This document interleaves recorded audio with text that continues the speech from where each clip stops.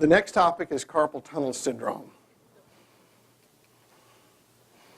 And I'm just going to approach this by talking about the anatomy, demographics, symptoms, testing, treatment, and then prognosis.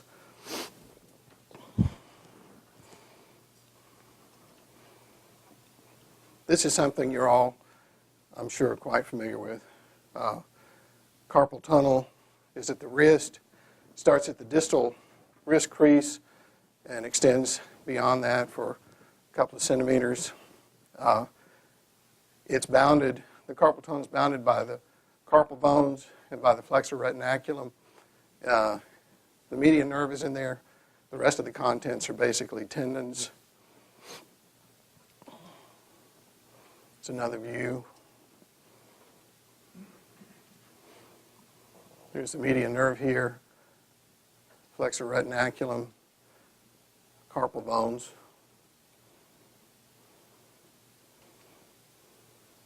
Here's an MRI which shows the median nerve quite well.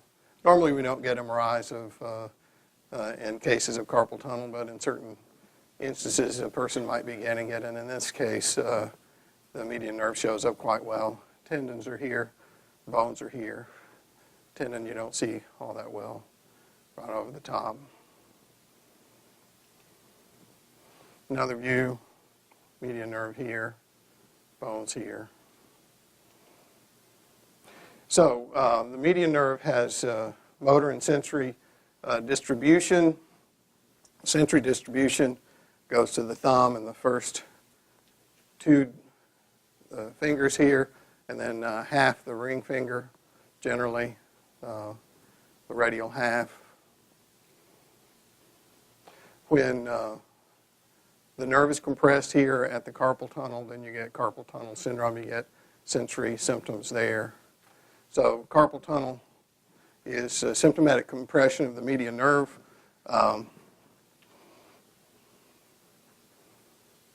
The carpal tunnel, as I've said, it starts at the distal wrist crease, includes the tendons and the nerve. So the nerve is somewhat fragile metabolically compared to the tendons.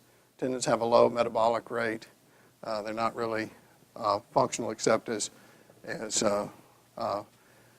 structural elements, whereas the nerve is carrying information.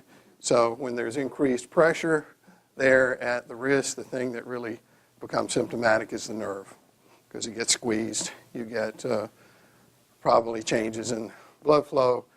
You get, there's probably changes in the axonal flow, and you get swelling of the nerve just proximal to the retinaculum. And this is a truism generally for nerve impingements, that the nerve will be larger just proximal to the place where it's impinged upon. And you can do imaging. I'll show you a little bit about that. It's really not standard of care, but it is an interesting thing we can talk about a little bit later on. Now, demographics, about 5% of the population has carpal tunnel. Some of this information I took from the Medical Disability Advisor. I tried to annotate some of it so that you'd know where it's coming from. Incidence of surgery from 81 to 2005 was 109 out of 100,000 total, but only 11 out of 100,000 being work-related. So it's a minority were felt to be work-related. This is just distribution, showing the epidemiology. It's present in all of the racial ethnic groups, probably not too far off.